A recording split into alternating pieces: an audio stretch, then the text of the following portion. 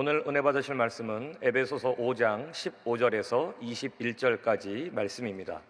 에베소서 5장 15절에서 21절까지 말씀을 다 같이 봉독하겠습니다. 그런즉 너희가 어떻게 행할지를 자세히 주의하여 지혜 없는 자 같이 하지 말고 오직 지혜 있는 자 같이 하여 세월을 아끼라. 때가 악하니라. 그러므로 어리석은 자가 되지 말고 오직 주의 뜻이 무엇인가 이해하라. 술 취하지 말라. 이는 방탕한 것이니 오직 성령으로 충만함을 받으라. 시와 찬미와 신령한 노래들로 서로 화답하며 너희의 마음으로 주께 노래하며 찬송하며 범사의 우리 주 예수 그리스도의 이름으로 항상 아버지 하나님께 감사하며 그리스도를 경외함으로 피차 복종하라. 아멘. 할렐루야. 수요일부터 귀한 목사님 모시고 말씀으로 은혜를 받고 있습니다. 오신 분들은 그 맛을 아실 거예요. 그렇지요? 안 나오신 분들은 통 모르는 그 맛을 오늘 이 저녁에 진하게 맛보기를 원해서 오신 분들일 줄로 믿습니다. 우리 정성진 목사님은 일산에 있는 거룩한 빛 광성교회 은퇴 목사이십니다. 원로 목사가 아니라 은퇴 목사이십니다. 굉장히 중요한 부분입니다. 크로스로드 선교회 대표이시고요, 주빌리 통일 구국기도회 상임 대표이시기도 합니다.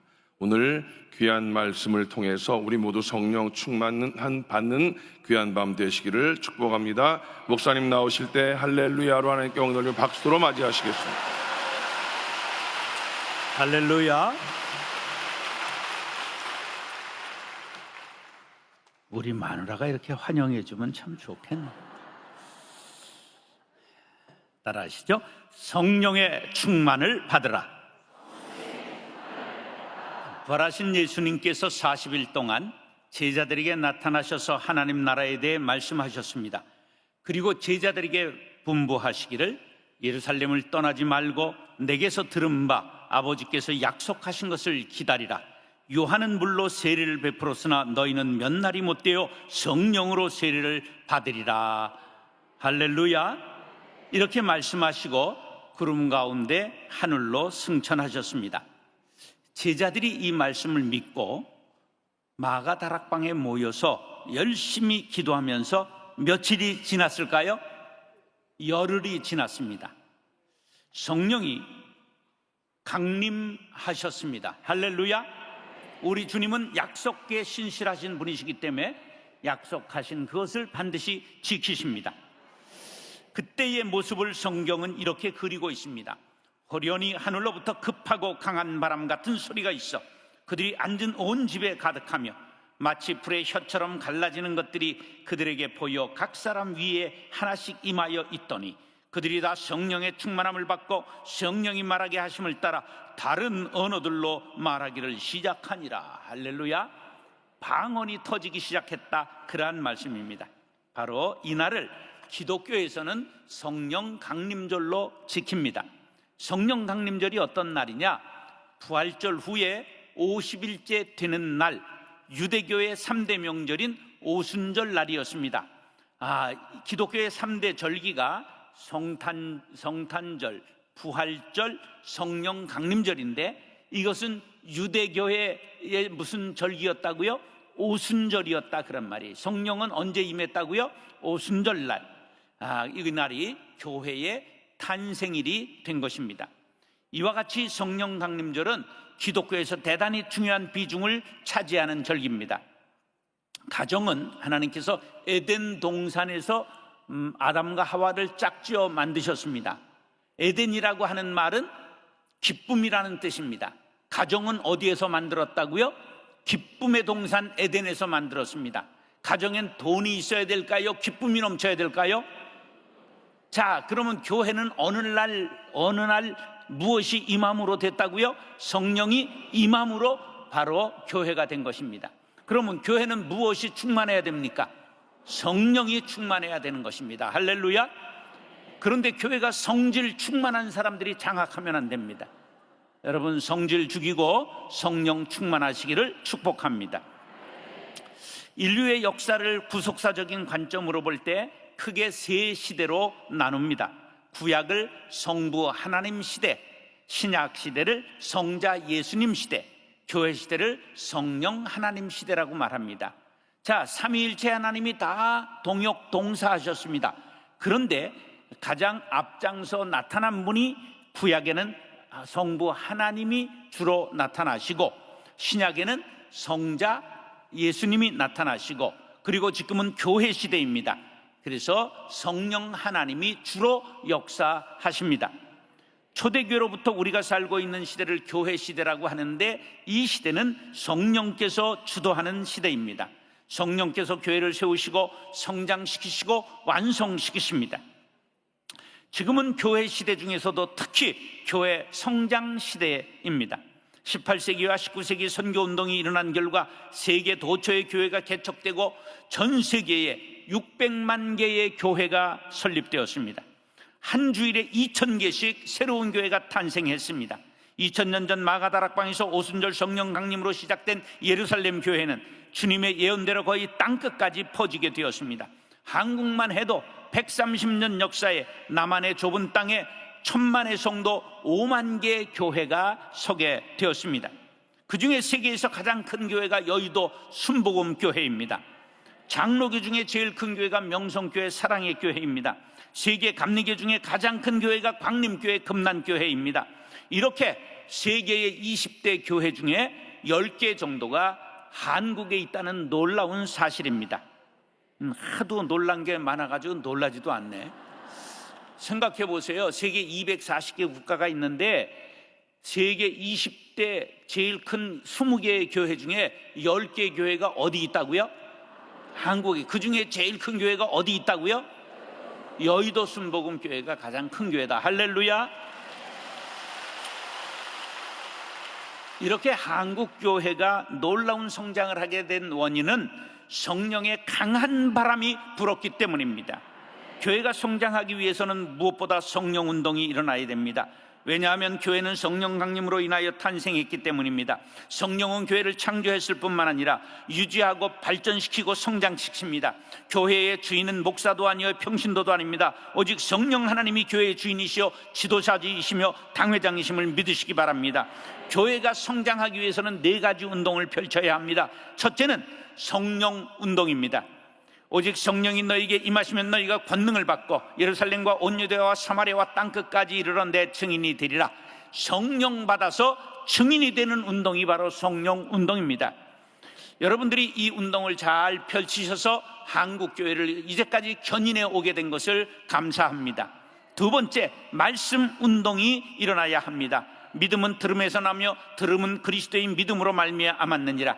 믿음이 강화되는 것은 말씀밖에 없습니다. 우리가 말씀을 읽고 듣고 배우고 그대로 행함으로 능력받게 되기를 축복합니다. 세 번째로는 기도 운동입니다. 기도는 만사를 형통케 합니다. 기도는 능력을 가져옵니다. 기도는 기적을 일으킵니다. 기도 외에 다른 것으로는 이런 종류가 나갈 수 없느니라. 할렐루야. 네 번째, 교회 성장을 위해서 지도자 운동이 필요합니다. 양은 그의 음성을 듣나니 그가 자기 양의 이름을 각각 불러 인도하였느니라. 지도자들은 양의 마음을 알아야 됩니다. 그들이 뭐가 부족한 것을 알아야 됩니다. 그들을 푸른 초장 쉴만한 물가로 인도할 수 있어야 됩니다. 이것이 지도자의 능력이 되는 것입니다. 우리 여의도 순복음교회가 많은 지도자들을 양육하고 배출해 왔습니다. 앞으로 더욱 지도자를 양성하는 일을 잘 감당할 수 있게 되기를 간절히 바랍니다. 4가지 영적 운동 중에서도 성령의 주권적 역사가 가장 중요합니다. 성령 하나님은 성부 하나님이 약속하시고 성자 하나님이 성취하신 것을 적용하고 실질적으로 추수하시는 분이기 때문입니다. 한국교회는 1907년 평양에서 길선주 목사의 회의로부터 대운동이 일어났습니다. 이어서 1930년대 감리교 이용도 목사 등이 주도한 부흥운동이 일어났습니다. 그리고 1960년대 조영기 목사님이 주도한 부흥운동이 일어났습니다. 지금은 1990년대 이후에 일어난 부흥운동의 새로운 물결이 흘러가고 있습니다. 이 부흥운동의 특징은 어느 두 사람이 주동하는 형태가 아니라 모든 교회, 모든 성도들이 함께 참여하는 영적인 운동이라는 특징이 있습니다. 바로 이제 앞으로 제4기의 성령운동의 주역은 바로 나요 당신임을 기억하시기 바랍니다. 한국교회 성장이 가장 활발했던 70년대 후반에서 80년대까지의 기간을 보면 성령운동을 한 교회들이 급성장했습니다. 이제 성령운동은 어떤 특정 교단이나 교회의 전유물이 아닙니다. 그래 미래학자들은 이렇게 예측하고 있습니다. 21세기에는 교단의 의미는 퇴색될 것이고 성령 충만한 교회와 그렇지 않은 교회로 구별될 것이다. 장로교가 본래 좀 점잖은 교회입니다. 그런데 점잔 떨어서 부흥한 사례가 없습니다. 장로교도 성령 운동을 하는 교회들이 부흥하게 된 것을 믿으시기 바랍니다. 저는 눈치가 빠른 사람이라 그래서 순복음 장로교회를 만들었습니다. 기도는 순복음처럼 하자. 그래서 새벽에는 막 손을 두고 30분씩 방언을 했습니다. 그리고 목요일에는 순복음 목사인 우리 누님을 세워서 기도 교회 안에서 은사 집회를 했습니다. 귀신이 물러가고 사람들이 병을 고치고 그리고 예언하고 통변하고 그들의 심령을 만지는 그런 것을 교회 안에서 기도원을 운영을 했던 것입니다. 그래서 일산에서 제일 늦게 들어가서 가장 부흥한 교회가 될 수 있었던 것입니다. 성령 충만한 교회, 앞으로도 끊임없이 성령님을 사모하며 여러분 성령님과 동행하는 교회 될 수 있기를 축복합니다. 그리스도의 참된 교회는 그리스도의 영이신 성령으로 충만해야 합니다. 그러기 위해서는 성령운동은 모든 교회의 운동이요 모든 성도들의 운동이 되어야 합니다. 왜냐하면 성령이 아니고는 교회가 개척, 성장, 갱신, 성숙할 수 없기 때문입니다. 성령이 아니고는 성도 한 사람 한 사람이 그리스도를 주로 고백할 수 없습니다. 아무리 학식이 많고 아무리 신비로운 체험이 풍부하더라도 깨닫게 하시는 성령의 역사가 없이는 하나님을 알 수가 없습니다. 왜냐하면 인간은 원래 영적으로 진리의 빛을 볼 수 없는 영적 소경이기 때문입니다. 그러나 성령을 충만하게 받으면 확실하게 하나님을 체험합니다. 손으로 잡은 것 같이 확실하게 체험할 수 있습니다. 육신의 아버지만큼 확실하게 믿게 되기 때문에 아버지라고 하나님을 부르게 되는 것입니다. 성령 충만한 외적 증거는 방언과 같은 신비로운 현상이고 내적인 증거는 하나님의 존재에 대한 확신이요 하나님의 아들 예수를 구주로 믿고 구원에 대해 확신을 갖는 것입니다. 사랑하는 형제 자매 여러분, 오늘 본문 말씀을 통하여 성령 충만한 사람에게 나타나는 현상에 대해 상고할 때 은혜 받고 깨닫는 역사가 일어날 수 있게 되기를 예수님의 이름으로 축원합니다. 따라하시죠. 지혜자가 됩니다. 뭐 하면? 성령 충만하게 받으면 뭐가 된다고요? 지혜자가 된다.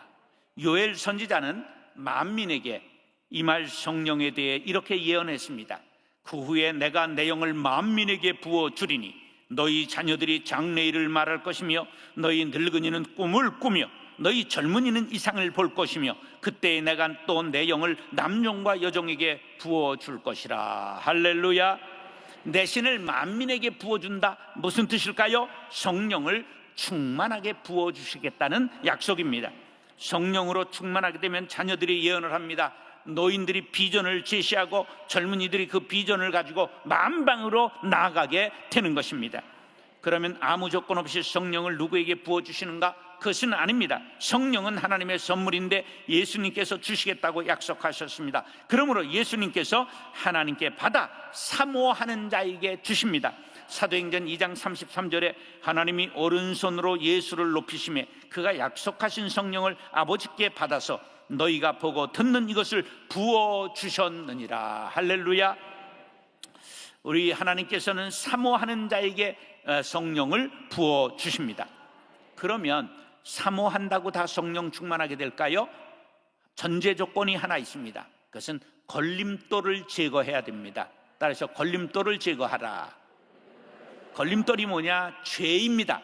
죄의 문제를 해결하지 않고는 성령 충만함을 받을 수가 없습니다. 사도행전 2장 38절에 베드로가 이르되 너희가 회개하여 각각 예수 그리스도의 이름으로 세례를 받고 죄 사함을 받으라. 그리하면 성령의 선물을 받으리니. 할렐루야. 죄를 회개할 때 성령을 선물로 받을 수 있습니다.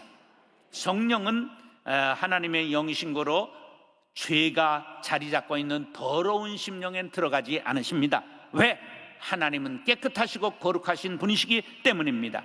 죄를 회개하고 깨끗해진 심령에 들어오셔서 좌정하시고 우리의 주인이 되어주시는 줄 믿으시기 바랍니다. 그때 성령의 지혜가 임하게 되는 것입니다. 자, 오늘 본문 15절로 17절 다 같이 읽겠습니다. 시작. 그런즉 너희가 어떻게 행할지를 자세히 주의하여 지혜 없는 자같이 말고 오직 지혜 있는 자같이 하여 세월을 아끼라. 때가 악하니라. 그러므로 어리석은 자가 되지 말고 오직 주의 뜻이 무엇인가 이해하라. 아멘. 자, 어리석은 자와 지혜로운 자의 차이가 무엇인가? 오늘 성경에 이렇게 말합니다. 어리석은 자는 자기의 뜻대로 삽니다. 제 맘대로 산다, 그런 말이에요. 그런데 지혜자는 주의 뜻을 이해합니다. 어리석은 자는 때가 악함을 모릅니다. 지혜자는 때가 악함을 압니다. 지금 한국의 정세가 악해요, 선해요? 지금 소련의 정세가 악해요, 악해요? 예, 북한의 김정은이가 선해요, 악해요? 예, 사방이 다 지금 악하다, 그런 말이에요. 그래서 우리가 때가 악함을 알아야 돼요. 어리석은 자는 세월을 호송합니다. 그러나 지혜자는 세월을 아낍니다. 어리석은 자는 아무렇게나 살아갑니다. 지혜자는 어떻게 행할 것을 주의한다고 오늘 성경의 본문에 분명히 말씀하고 있는 것입니다. 자, 우리는 지혜를 배워야 되는데 먼저 세상을 살아갈 때 누구한테 지혜를 배워야 되느냐? 백발에게서 배워야 합니다. 왜? 성경에 분명히 그렇게 말씀하고 있기 때문입니다. 백발은 영화의 면류가 아니라 공의로운 길에서 얻으리라. 이게 그냥 된 게 아니에요. 공의로운 길에서 얻은 것이라, 그런 말이. 자, 이 말은 노인에게서 지혜를 배우라, 그런 말이에요. 노인들에게는 경험에서 오는 지혜가 있기 때문에 어른들의 말씀에 귀를 기울이고 그들에게 교훈을 받으면 지혜를 얻을 수 있다, 그런 뜻이에요. 자, 미국 캘리포니아의 스탠퍼드 대의 심리학자 3명이 공동으로 연구를 했는데 그 연구 결과에 이런 보고를 냈어요. 나이가 들수록 인생의 괴로움은 걸러지고 정서적 만족을 찾아내는 정서적 조절 능력이 향상된다.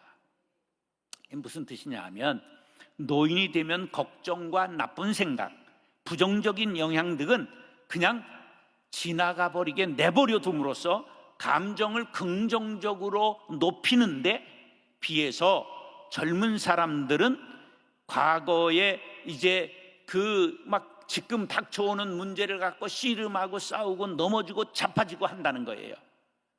그래서 과거의 노인들이 현명하다 말했던 것을 이 과학적으로 조사해서 밝혔다, 그런 말이에요. 여러분, 괴로운 일이 있습니까? 따라하세요. 이 또한 지나가리라. 따라 6.25도 겪었는데, IMF도 겪었는데, 금융위기도 겪었는데, 이번에 조금 금융위기 때만큼일지 그거보다 덜 할지 모르지만 지금 위기를 예견하고 있습니다. 이럴 때 우리가 경험을 되새김질해야 됩니다. 우린 6.25 때도 살아난 사람이다. 세계에서 제일 가난해진 나라가 세계에 지금 8위까지 올라간 나라가 되었다. 할렐루야. 예, 우리가 이런 자부심을 가져도 좋습니다. 아버지와 아들이 사막을 여행하고 있었습니다. 사막에 태양이 뜨자 그냥 태양이 이글거리는데 불같이 뜨겁습니다. 아무리 걸어도 끝이 보이지 않습니다. 물이 다 떨어졌습니다. 목이 마르고 지쳐 쓰러지게 되었습니다. 아들이 원망이 가득 찬 눈으로 아버지를 바라보며 이제 남은 것은 우리가 죽을 차례뿐입니다. 더 이상 가다가 죽느니 난 여기에서 죽겠습니다. 아버지가 아들을 타이릅니다. 얘야, 조금만 더 가면 틀림없이 시원한 물이 오아시스가 나올 것이다. 그리고 마을이 나타날 거다. 힘을 내자. 그리고 아들을 끌고 일어서서 조금 더 가는데 앞에 모래 무덤에 십자가를 꽂아놓은 게 나왔어요. 아들이 그걸 보더니 절망하면서 이 사람도 우리처럼 사막에서 목말라 죽은 거 이거 보십시오. 이젠 정말 우리는 죽었습니다. 절망입니다. 그때 아버지가 말합니다. 아들아, 무덤이 있다는 것은 희망의 징조란다. 무덤이 있다는 것은 마을이 가까이 있다는 것을 의미한다.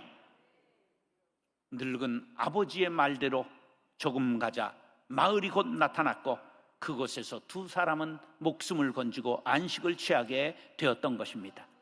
노인에게서 뭘 배울 수 있다고요? 경험의 지혜를 배울 수 있는 거예요. 솔로몬이 죽었습니다.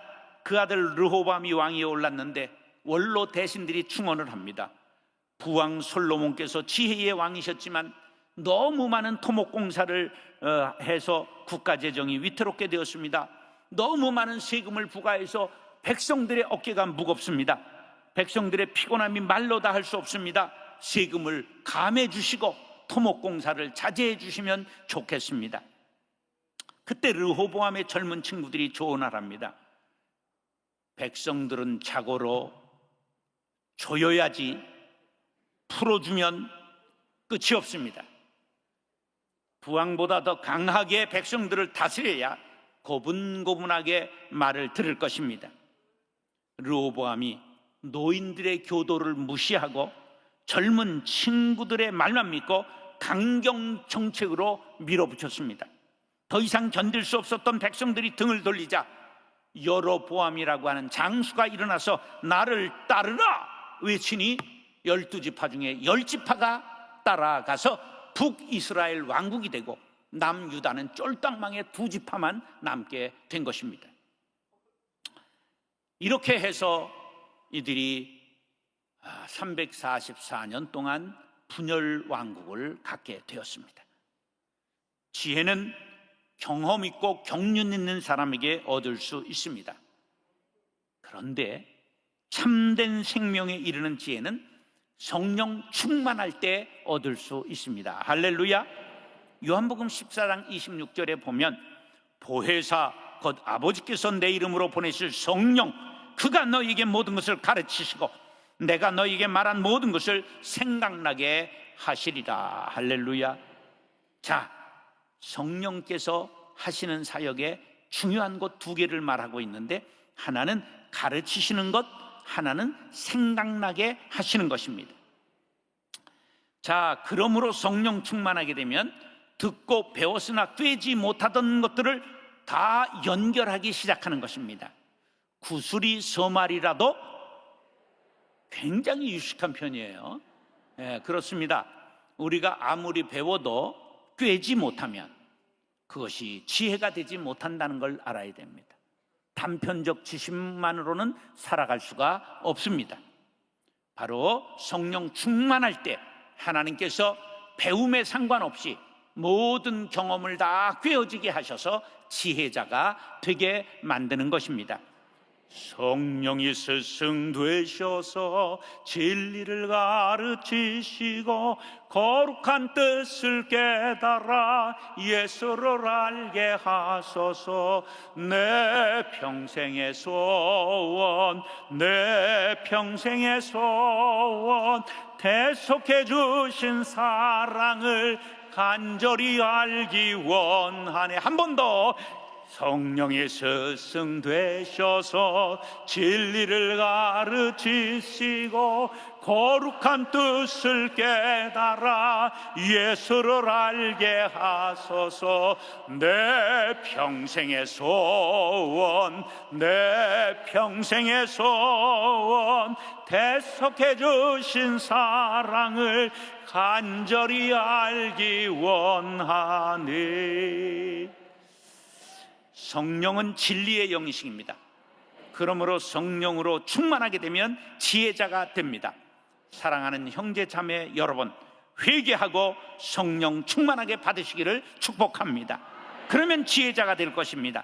성령이 주시는 지혜로 주의 뜻을 이해하고 주의 뜻대로 행하여 악한 세상을 승리하는 승리자들이 될 수 있기를 예수님의 이름으로 축원합니다. 따라하셔. 신령한 사람이 됩니다. 사람들이 신령한 사람 그러면 부채도사 생각을 하고 쪽집게 점쟁이 생각하고 그저 신접한 무당 생각하고. 근데 이렇게 생각하는 이유가 우리의 뿌리가 샤머니즘에 닿아 있기 때문입니다. 우리의 본래 종교는 유교도 아니고 불교도 아니라 샤머니즘입니다. 우리의 본래 종교가 뭐라고요? 샤머니즘이에요. 무당이 다스리던 나라 단군 왕검이에요. 단군 왕검이라는 말의 단군은 박달나무 아래에 있는 무당을 뜻하고 왕검은 왕을 뜻해요. 무당이 왕을 했던 제정일치 시대를 뜻하는 단어가 단군 왕검이라는 말이에요. 예. 여러분들은 처음 듣죠? 예, 저는 이걸 이만열 교수님, 우리나라에서 국사편찬 위원장을 하시고 제일 권위 있는 이만열 교수님을 모시고 역사교실을 제가 운영했던 경험이 있어요. 그래서 조금 압니다. 우리가 무당 후손이기 때문에 무조건 믿으려는 경향이 있는 거예요. 자, 이 문화적 경향을 우리가 이 벗기기가 어렵습니다. 그래서 따지고 꼬치꼬치 캐고 골똘히 연구하고 깊이 생각하는 것, 그건 불경한 사람, 믿음이 없는 사람, 인간성이 안 좋은 사람으로 생각할 수 있습니다. 덮어놓고 믿자, 무조건 믿자, 눈 감고 믿자, 좋은 것으로 그것이 생각하는 인식을 갖게 되는 것은 우리의 뿌리에 샤머니즘이 있기 때문이라 그런 뜻입니다.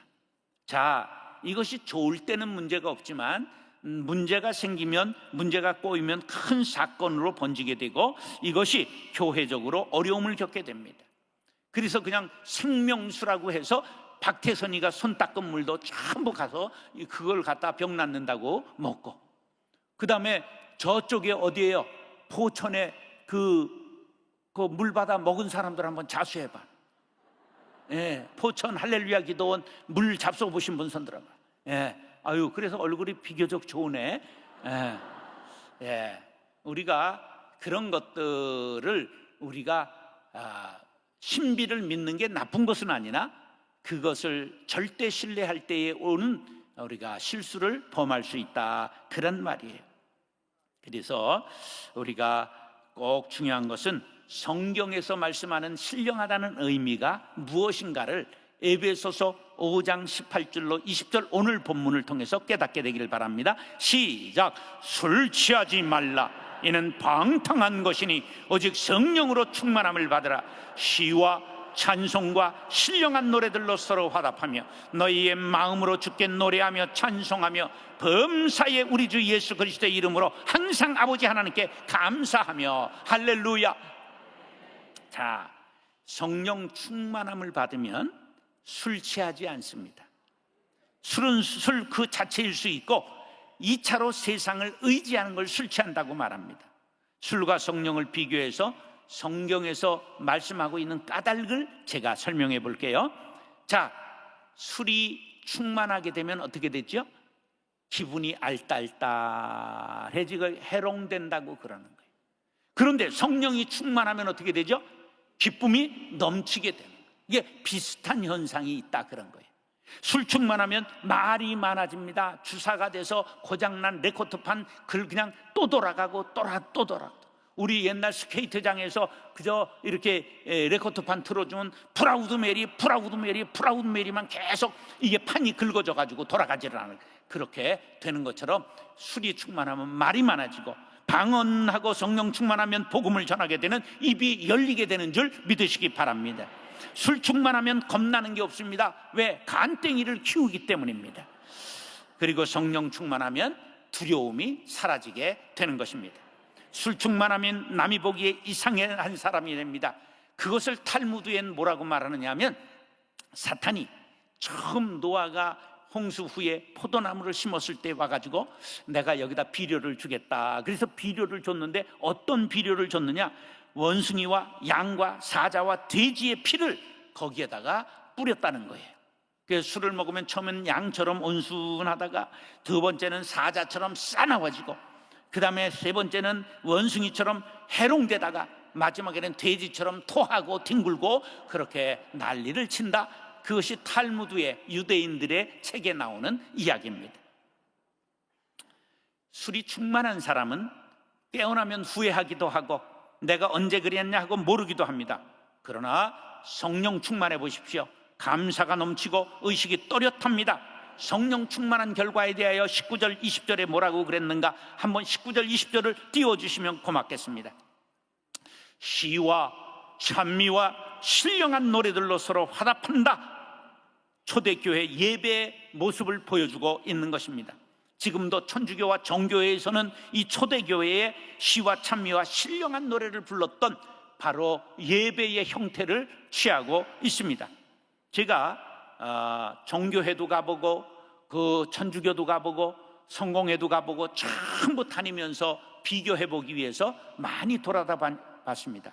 그랬더니 정교회가 그냥 제일 찬송을 많이 부르는데 1시간 반 동안 교창을 합니다. 교창이라는 게 뭐냐면, 여러분들 혹시 천주교 미사 때 보면 하나님의 은혜가 여러분들과 함께, 그러면 뭐라 그래요? 또한 사제와 함께, 그렇게 신자들이 하게 돼 있는 게 이게 서로 교창하는 거예요. 근데 그거를 이 정교에서 노래로 1시간 반 예배 드리는데 계속 노래를 합니다. 그래서 그들의 교회는 돔으로 되어 있습니다. 왜? 공명이 잘 되게. 그러면 거기에서 찬송을 부르면 삼삼합니다. 여호와는 나의 목자시니 막 하면 이게 막 울려가지고 막 마치 성악을 한 사람처럼 그렇게 되는 거예요. 그래서 이런 옛날에 마이크가 없었던 시절에 건물 양식을 그렇게 전부 공명이 되도록 만들어가지고 예배를 드렸던 것입니다.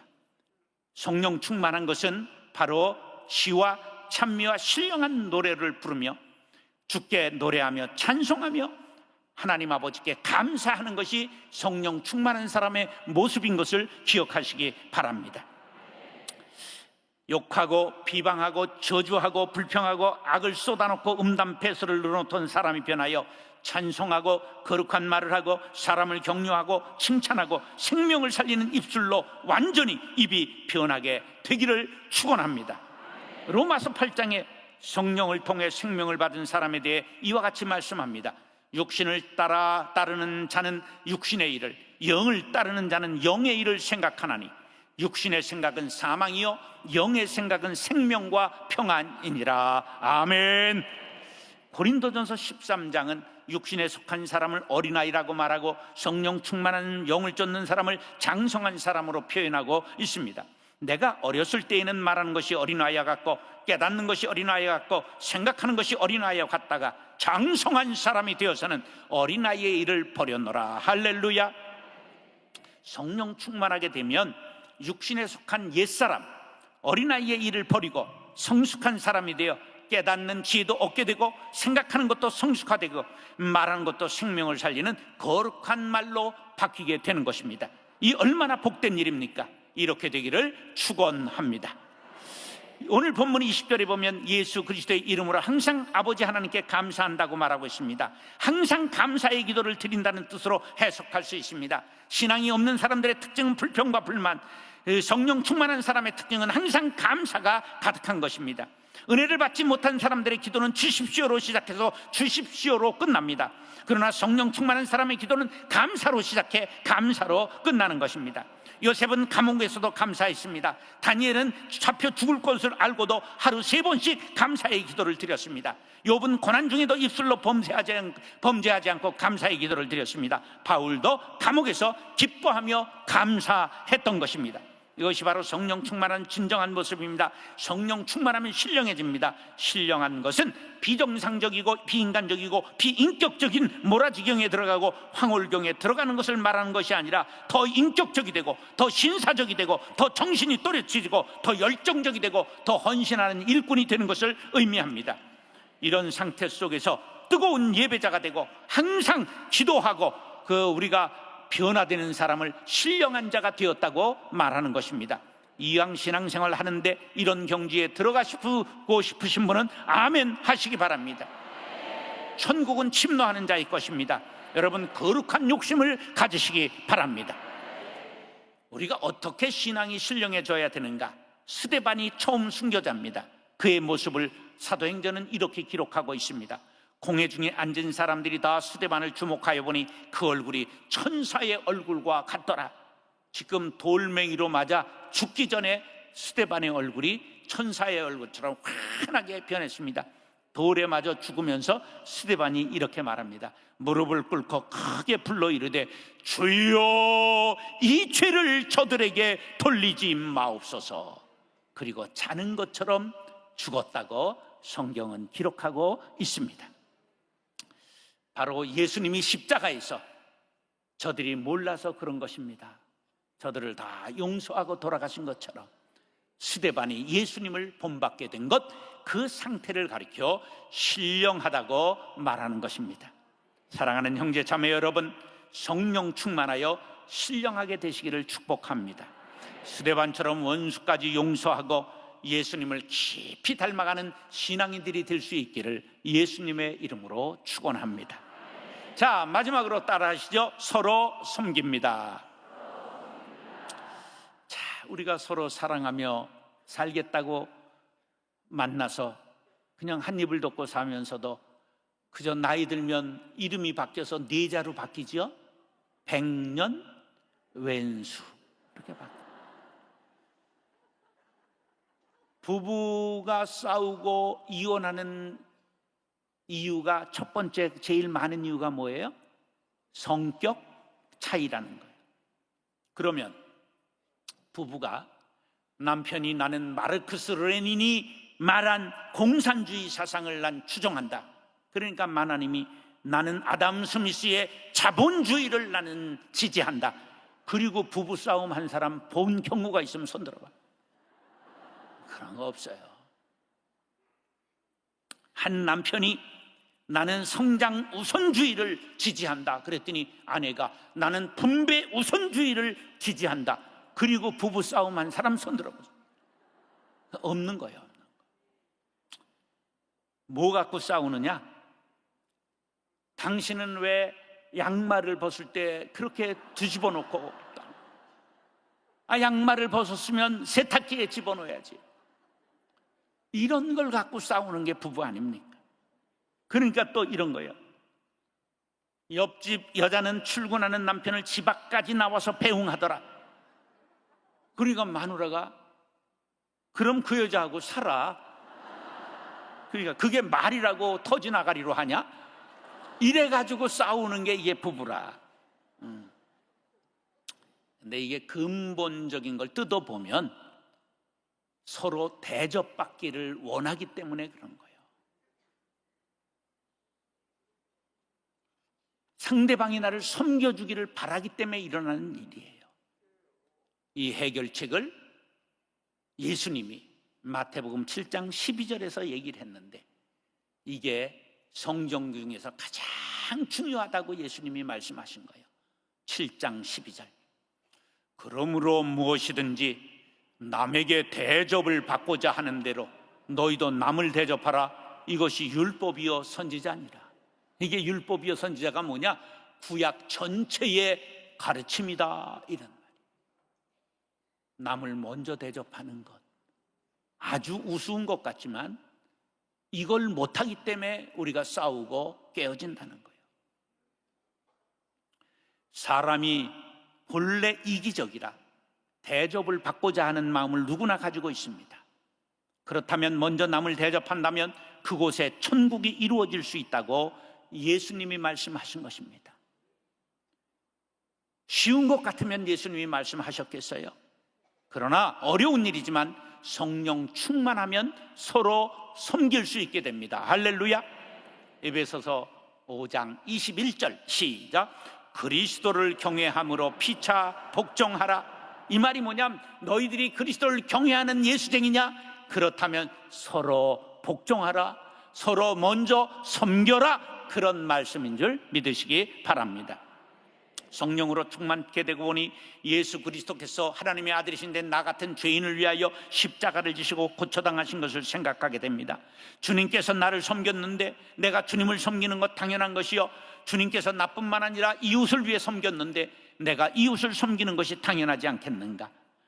저들을 위해 예수님이 희생당하셨다면 저들이 고귀한 사람들이 아닌, 우리가 이런 마음을 가져야 하는 것입니다.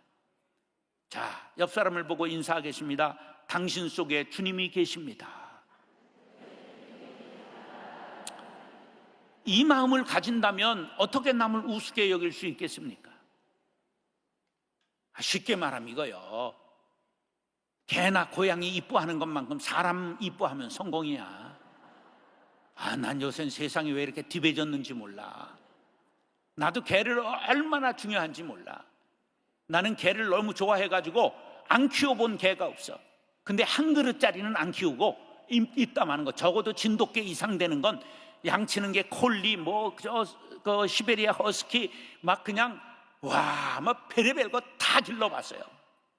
3년간 14마리 분양했어. 제가 기르다가 남이 달래면 얼른 주고 또 부흥해 와야 되니까 산속에 혼자 살면서 어떻게 개를 다 키우겠어. 막 10마리를 낳아가지고 전부 키워서 분양도 해보고 했는데, 그러나 그 속에는 하나님의 형상이 없습니다. 여러분, 개를 사랑하는 것 좋은 일입니다. 그러나 사람보다 개를 사랑하는 것은 죄입니다. 개도 사랑하고 사람은 더 사랑해야 이것이 하나님의 뜻인 줄 믿으시기 바랍니다. 미숙한 사람은 자기와 닮은 사람만 좋아하고 성숙한 사람은 자기와 다른 사람도 좋아합니다. 남자와 여자는 원래 화성에서 오고 금성에서 온 것만큼 다른 사람들입니다. 남자는 어떤 여자 좋아할까? 키 큰 여자 좋아할까? 작은 여자 좋아할까? 이쁜 여자 좋아하는 거야. 이쁜 여자. 그거를 그렇게 몰라.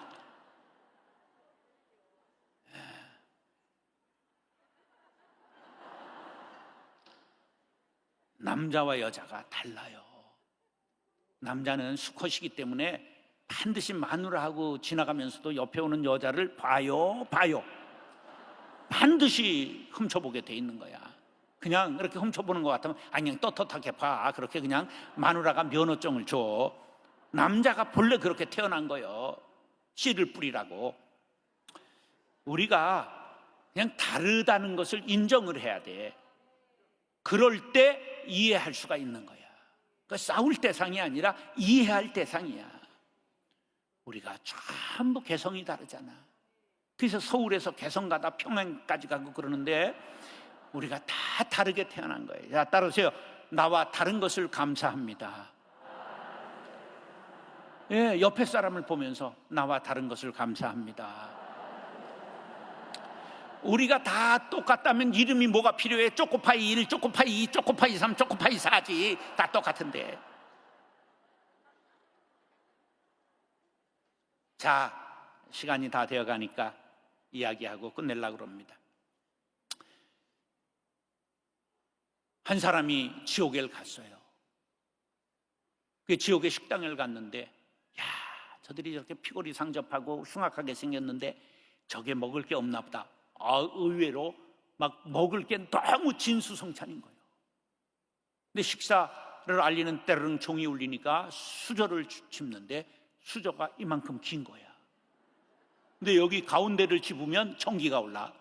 그래가지고 긴 걸 집는데 밥을 떠가지고 넘어가서 그냥 20분 후에 때르릉 하는데 전부 눈물을 뚝뚝 흘리고 피골이 상접한 채 나가는 거예요. 이제 천국을 갔는데 식당이 똑같아. 메뉴가 숟갈도 똑같아. 어떡하나 봤더니 밥을 뜨더니 앞에 사람한테 그러니까 탁 먹여줘. 저쪽에서 해서 먹여줘. 너무 행복하게 먹고 살이 포동포동 찜닭처럼 쪄가지고.